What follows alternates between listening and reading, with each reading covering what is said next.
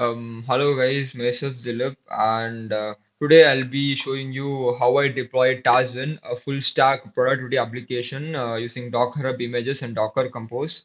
And like I have architected the application by splitting it into two core components. One is the front end, the back end. In the front end is responsible for the UI, user UI, and the other interaction layer, while the back end is responsible for handling the API, task logic, and other data processing. And both of these components have been containerized here into separate Docker images, which is the front end V2 and the back end V2, and then I have uploaded it in my Docker Hub repository here. In this demo, I'll walk through how to pull these images from Docker Hub and deploy them as containers, and then bring the entire Tarzan online using Docker Compose. Okay. So before we pull these images from my Docker Hub repository, we must make sure that we are logged in using this command Docker login. So this authenticates you to your Docker account. Since I've already like logged in, so this authenticates me. Then we'll pull the front end image here. So using this command, and now let's similarly pull the backend image too. Yep, despite it showing the status, now let's verify it using the command Docker images, where you could see our front end and back end has been downloaded, like you could see here, task and front end V2 and task and back end V2. So yeah, you could see that my front end back end images have been downloaded. So, like, there are like two ways to containerize these images. One is to containerize them separately and then run them separately, or else we could run them simultaneously using you can like I mean you can containerize them simultaneously using Docker Hub, Docker Compose, uh, which can be run using this file here. So yeah, this file has like two services. One is the version, nothing but my project's version. And we have two services here. One is the front-end service and the other is the back-end service. So what these services do is that it takes the image from my GitHub repository. Like if it takes like you guys would see here that I have already downloaded the image, so it just takes that image. If the image doesn't exist, what it does is that it automatically downloads it from the Docker Hub repository, and then it it will containerize that image into a container named Tarzan backend, and it will be in the port 8000. And the second service, the front end service, where it will similarly do the same thing that I told for the backend part. If this image exists, it will use that image, or else it will download from the get like Docker Hub repository, and it will be containerized in the name of Tarzan frontend, and it will be port forwarded from 80 port 80 to port 5173, and this is the environmental variable that I'll be using here to indicate my backend HTTP URL. And since frontend needs a backend, so I have added this part so that first the backend runs, and after that the frontend part will run. So yeah, so that's about the Docker compose.yml file.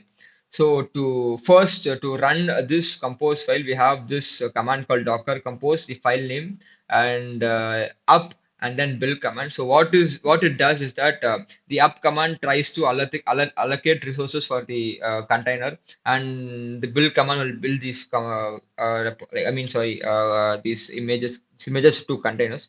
So let's run this command. Yeah.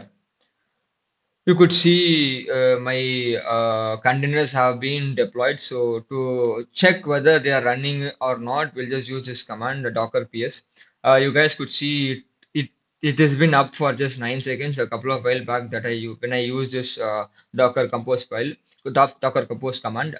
And you could also see my container here, my backend container, my front end container. So let's look into my front end to my Dazen application here. So yeah, since I've already, created an account here, just regular sign up and sign in. So I'll just directly sign in. I already have my credentials here. I'll sign in here. Yep, this is our priority application where the main point behind this application is that to allocate your tasks to allocate your task smartly. So what I can do is that I'll just you could add your task here. So let us add a task where I need to complete my cloud DA video before duration. Let's say it takes around like 15 minutes to record the video. And a task description is to just record properly, and then the priority level is really critical. So I'm in a very energetic mood, and the deadline is let's assume it to be today. Okay, sorry, properly. And I'll add this task. Okay, yeah, the task had been added here. And when I press this start button, there'll be a timer here. Like I have implemented the Pomodoro way of, completing, like a Pomodoro way of doing things here. I mean, Pomodoro clock here, timer, where what it does, like a regular Pomodoro, right? It just, you'll focus, you'll do the task for 15 minutes and take a break for 5 minutes. That's how the Pomodoro part works. So like when okay, I'll just apply it here. When I start here, the timer starts to decrease. Like I just like I'm recording it, right? So that's how it works. And this part just shows you like like the current task that I'm actually doing right now, and I could either skip it or complete it. When I skip it, it goes under the skipped part. I could also restart it. And yeah, this part shows you today's like let's like I have just two tasks right now.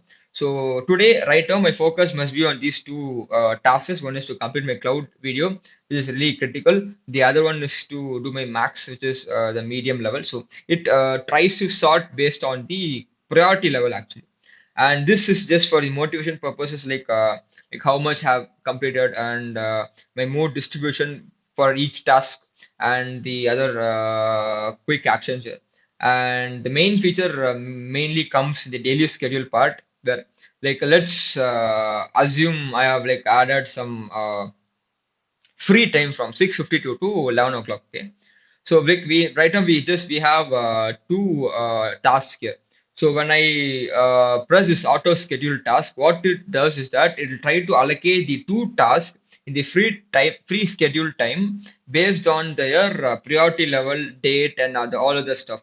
Like it tries to based on this deadline and priority level and the energy level and the time. It tries to give you a score. So based on that score, it will try to prioritize the task. Here, since my cloud is submission is today and the priority is very high, so that's why it's prior like it's I mean it's in the critical level. Uh, so that's why it gives it a priority of 5 score. That's why it's in the first place. The second part, like after 5 minutes, you could start your max task. So that's how this auto scheduling algorithm works. Right now, we're just using normal algorithm, like normal priority based scheduling. I plan to implement AI part two.